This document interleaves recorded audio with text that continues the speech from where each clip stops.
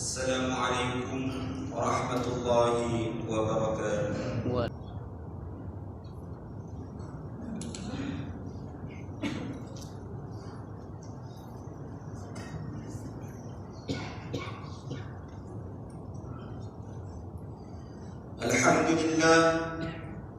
Alhamdulillahil ghaniyil hamid.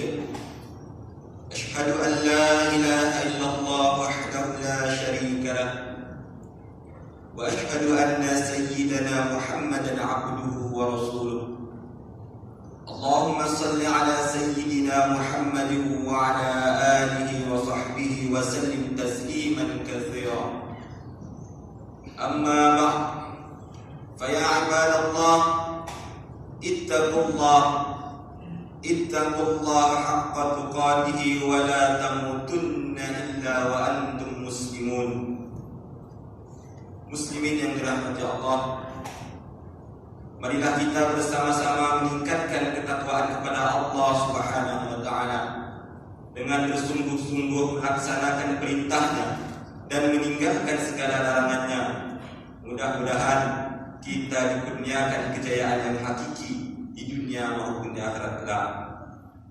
Pada hari ini, mimbar akan membicarakan khutbah bertajuk kewajiban menjaga kesucian Islam. Kaum muslimin yang dirahmati Allah, penghinaan dan pemahaman terhadap Islam bukanlah baru bermula pada hari ini. Malah naratifnya bermula sejak zaman baginda sallallahu alaihi wasallam mula menyebarkan dakwah Islam lagi. Cukuplah ibrah dan asbabun nuzul dalam surah Al-Lahab dan surah Al-Kautsar menjadi bukti jelas Allah Subhanahu wa taala itu menjadi sebaik-baik pelindung kepada Rasulullah sallallahu alaihi wasallam dan Islam itu sendiri daripada penghinaan, tomahan dan fitnah golongan musyrikin yang bencikan Islam. Isu penghinaan terhadap Islam di masa kini berkisar kepada mempersendakan Allah, memuat naik hantaran bersifat jelek menghina Nabi Muhammad SAW dan istri-istri baginda melalui media sosial dan sebagainya. Begitu juga amalan-amalan ibadat agama Islam adalah antara perkara yang sering ditularkan di media sosial. Bagi umat Islam, menjadi kewajiban bagi kita menjaga kesucian Islam dari terus diperkotak-katikkan dan dipandang serong sepanjang masa. Kesucian Islam perlu dipelihara ibarat menggenggam bara api biar sampai menjadi debu. Ini kerana Islam kekal dilihat sebagai agama yang mempunyai izzah, yaitu sangat mulia dan dipandang tinggi. Hadis daripada A'idh bin Amr radhiyallahu anhu bahwa Rasulullah sallallahu alaihi wasallam bersabda, "Al-Islamu ya'lu wa la yu'la 'alaihi." Maksudnya, Islam itu tinggi dan tidak ada yang lebih tinggi dari Islam. Hadis hasan riwayat Imam Al-Baihaqi. Meskipun senario tomahan dan kecaman yang berlaku tidak dilakukan secara konsisten setiap waktu dan masa, namun apabila terdapat perkara yang membabitkan agama Islam, kita akan dapati terdapat hantaran-hantaran jelek dimuat naik di media sosial. Kesan tomahan dan fitnah ini sangat serius dan bahaya kerana ia dapat membangkitkan api kemarahan dalam kalangan masyarakat Islam di dalam negara ini.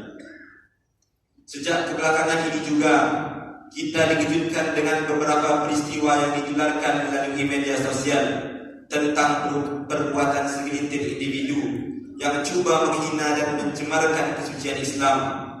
Sebagai contoh, tular sebuah video tentang penistaan terhadap Islam. Ia merupakan sebuah berita yang sangat menyedihkan lantaran pelakunya sendiri ialah seseorang yang mengaku beragama Islam. Penistaan yang dibuat dalam bentuk komedi kononnya disambut dengan hilai tawa dari kalangan orang ramai yang jahil tentang Islam itu sendiri. Selain itu, terdapat pula sebagian umat Islam lain yang memperdikaikan pelaksanaan ibadah korban, sedangkan ia sememangnya telah jelas salah satu syiar yang telah disyariatkan kepada kita melalui dalil daripada nas Al-Quran dan hadis. Kecenderungan ini semuanya berpunca dari kejahilan yang telah menebal dalam diri kita. Beraninya mereka menista, menghina dan mempertikaikan syiar dan syariat Islam kerana telah hilangnya rasa malu dalam diri.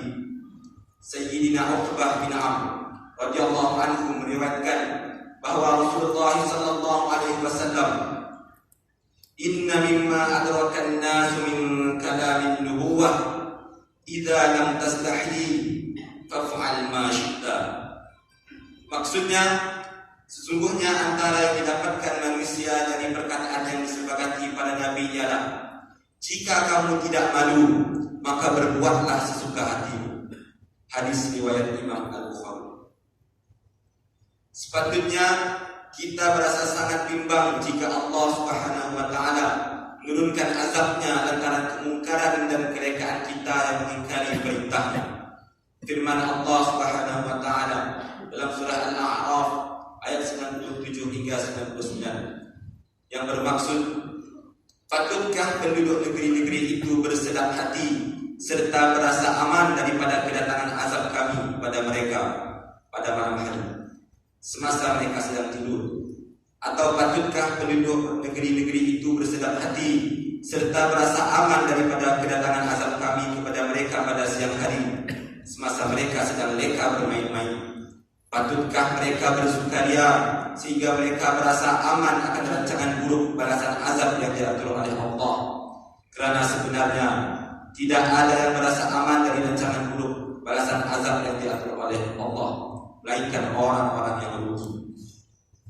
Setiap perkara yang berlaku menunjukkan betapa perlunya kita berpegang teguh dengan Al-Quran dan Al-Sunnah, seperti yang telah diperintahkan oleh Allah Subhanahu wa taala. Inilah yang disebut oleh Rasulullah sallallahu alaihi wasallam bahwa umatnya tidak akan sesat jika berpegang teguh pada keduanya. Inilah juga yang telah diperingatkan oleh Rasulullah sallallahu alaihi wasallam, menggigit sunnahnya dengan geraham, yang bermaksud berpegang teguh dengan ajaran Islam yang sebenar. Sebuah hadis yang dilewatkan oleh Imam Ibnu Majah rahimahullah bahwa telah menceritakan kepadaku Yahya bin Abi Al-Muta. Beliau berkata, aku mendengar Irbad bin Sariyah berkata, pada suatu hari Rasulullah sallallahu alaihi wasallam berdiri di tengah-tengah kami. Baginda memberi nasihat yang sangat menyentuh hati, membuatkan hati menjadi gemetar dan berlinangan air mata. Lalu dikatakan, wahai Rasulullah, engkau telah memberikan nasihat kepada kami satu nasihat perpisahan, maka berilah kami satu wasiat. Lalu baginda bersabda, hendaklah kamu bertakwa kepada Allah, mendengar dan taat meskipun kepada seorang hamba Habasyi, dan sepeninggalanmu nanti kamu akan melihat perselisihan yang sangat dahsyat. Maka hendaklah kamu berpegang teguh dengan sunnahku dan sunnah para khulafaur rasyidin yang mendapat petunjuk. Gigitlah sunnah itu dengan gigi geraham, dan jangan sampai kamu mengikuti perkara-perkara bid'ah yang dibuat-buat, kerana sesungguhnya semua bid'ah itu adalah sesat. Hadis riwayat Ibnu Majah. Segala perkara berkaitan urusan agama tidak boleh dibahaskan berdasarkan logik akal semata-mata. Ia memerlukan kepada disiplin ilmu yang benar dan pemahaman yang jelas terhadap nas-nas berkaitan. Bahkan bagi orang-orang awam, perlunya mereka merujuk hal-hal berkaitan agama kepada pihak-pihak yang berautoriti. Firman Allah Subhanahu wa taala dalam surah An-Nahl ayat 43, "Wa ma arsalna min qablika illa rijalan nuhi ilaihim fas'alu ahla dzikr in kuntum la ta'lamun." Maksudnya, dan tidaklah kami mengutus rasul-rasul sebelummu wahai Muhammad, melainkan dari kalangan orang lelaki yang kami wahyukan kepada mereka. Oleh itu, bertanyalah kamu kepada orang yang berpengetahuan agama jika kamu tidak mengetahui. Selain itu juga Rasulullah SAW telah memberi amaran bahawa jika orang jahil berbicara tentang hukum hakam agama, mereka adalah sesat, bahkan menyesatkan orang lain pula. Sayyidina Abdullah bin Amr. Tetapi Allah Subhanahu wa taala menghapus ilmu pengetahuan itu dengan kematian ulama, sehingga tiada lagi orang yang alim. Ketika itu orang ramai melantik ketua-ketua mereka dari kalangan orang yang jahil, dan apabila mereka ditanya, mereka memberi fatwa dengan sewenang-wenangnya tanpa berbandingkan ilmu pengetahuan, maka mereka sesat lagi menyesatkan orang lain. Hadis riwayat Imam Al-Bukhari. Kaum muslimin yang dirahmati Allah, mengambil iktibar dari segala peristiwa yang telah berlaku, setiap umat Islam perlu memantapkan pegangan akidah agar mampu berhadapan dengan kewujudan banyak aliran pemikiran yang merebak dalam masyarakat Islam hari ini. Para bapa dan ibu bertanggung jawab memberi didikan agama yang sempurna kepada anak-anak mereka, selain menunjukkan contoh teladan yang baik berasaskan nilai-nilai Islam yang sebenar. Setiap umat Islam juga bertanggung jawab mempertahankan kesucian Islam daripada penista dan dinoda. Penistaan terhadap ajaran Islam tidak boleh dipandang remeh, lebih-lebih lagi jika dibuat oleh umat Islam itu sendiri. Kita berdoa agar Allah Subhanahu wa taala memelihara kita dan ahli keluarga dijauhkan dari kejahilan dan kesesatan. Panjatkan juga doa agar mereka semua diberi petunjuk hidayah untuk bertaubat dan kembali kepada ajaran Islam yang sebenar. Kaum muslimin yang dirahmati Allah, mengakhiri khutbah pada hari ini dapat disimpulkan sebagai pengajaran dan panduan yang penting. Antaranya adalah: pertama, berusahalah memperbaiki segala amal soleh agar ia diterima di sisi Allah Subhanahu wa taala. Yang kedua, penistaan terhadap Islam yang berlaku berpunca daripada kejahilan dan hilangnya rasa malu dalam diri. Maka para bapa dan ibu bertanggung jawab memberikan didikan Islam yang sempurna kepada anak-anak dan menunjukkan contoh teladan yang baik kepada mereka. Yang ketiga, setiap umat Islam wajib mempertahankan kesucian Islam daripada dinista dan dinoda. Marilah kita hayati bersama firman Allah Subhanahu wa taala dalam surah At-Taubah ayat 65 hingga 66. A'udzubillahi minasyaitonir rajim. Wa la in sa'altahum la yaqulunna innama kunna nakhudhu wa nal'ab. Qul abillahi wa ayatihi wa rasulihi kuntum tastahzi'un. La ta'tadiru qad kafartum ba'da imanikum. In na'fu 'an ta'ifatin minkum nu'adzib ta'ifatan bi annahum kanu mujrimin. Shadaqallahu. Maksudnya, dan jika engkau bertanya kepada mereka tentang ejek-ejekan itu, tentulah mereka akan menjawab, sesungguhnya kami hanyalah berbual dan bermain-main. Katakanlah, patutkah nama Allah dan ayat-ayatnya serta Rasulnya kamu memperolok-olok dan mengejeknya? Janganlah kamu berdalih dengan alasan-alasan yang dusta, kerana sesungguhnya kamu telah kufur sesudah kamu melahirkan iman. Jika kami maafkan sebuah dari kamu kerana mereka bertaubat, maka kami akan menyeksa buah yang lain kerana mereka adalah orang yang terus bersalah. Barakallahu li wa lakum fil Qur'anil azim.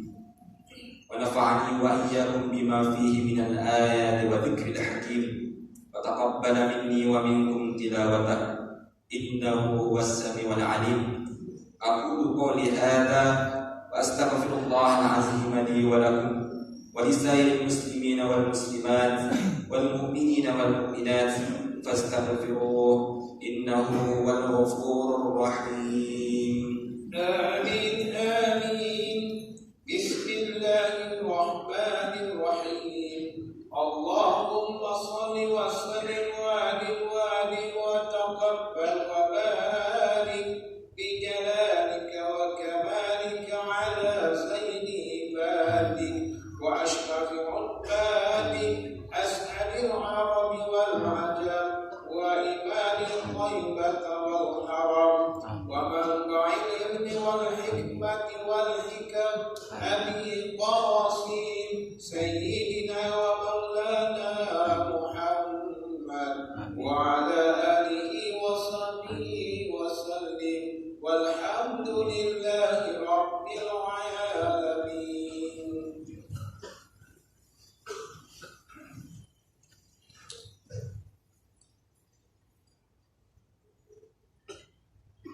الحمد لله حمدا كثيرا كما أمر. أشهد أن لا إله إلا الله وحده لا شريك له، وأشهد أن سيدنا محمدا عبده ورسوله. اللهم صل وسلم وبارك على سيدنا محمد وعلى آله وأصحابه أجمعين. أما بعد، فيا عباد الله، اتقوا الله حق تقاته لعلكم tuflihun.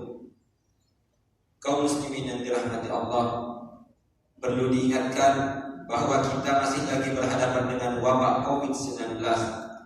Walaupun berbagai kelonggaran telah diberikan, mimbar terus menyeru agar kita terus berwaspada dan melakukan kawalan ke diri dengan sebaik-baiknya bagi mengelakkan terdedah kepada bahaya wabak penyakit, kerana mencegah itu lebih baik daripada mengobati.